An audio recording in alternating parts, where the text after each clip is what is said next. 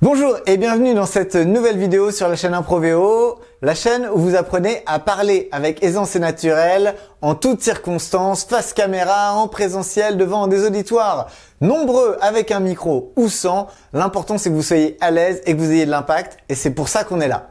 Aujourd'hui nous allons voir comment prendre la parole en public et porter un toast qui va enthousiasmer votre auditoire et faire de vous la personne la plus charismatique de la pièce. Et on démarre maintenant.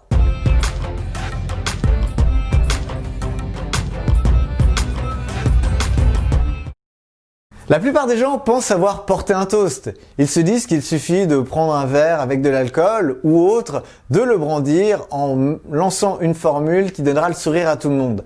Mais ce n'est pas si facile et d'expérience, je peux vous dire que la plupart des toasts se transforment en général en un long monologue qu'on attend impatiemment de voir se terminer pour passer à autre chose. Je vous propose donc dans cette vidéo d'apprendre à célébrer un accomplissement, à se réjouir, à faire une annonce lors d'une fête ou même lors d'un événement professionnel en le faisant avec éloquence, avec panache, pour mettre un sourire sur tous les visages et réjouir votre auditoire. Le toast est issu d'une tradition française qui vient du verbe toaster, T-O-S-T-E-R, qui signifiait tremper une tranche de pain grillé dans une boisson. Cette tradition, à l'époque où le français était la langue à la mode, est partie de l'autre côté de la Manche, nous est ensuite revenu des Anglais avec le fameux toast, T-O-A-S-T, qui consistait à lever son verre à la santé d'une femme dont on était amoureux.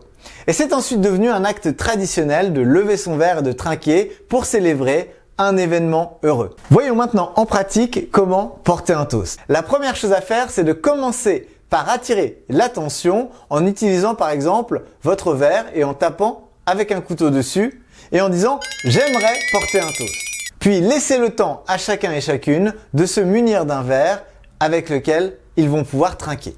Une fois que chacun a son verre, eh bien, commencez par expliquer pourquoi vous êtes réunis.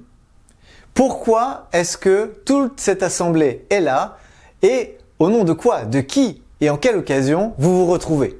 Cela peut prendre cette forme. Nous sommes aujourd'hui réunis pour célébrer le mariage de Sylvie et de Marc. Ensuite, vous allez exprimer le souhait que vous avez vis-à-vis de cette occasion.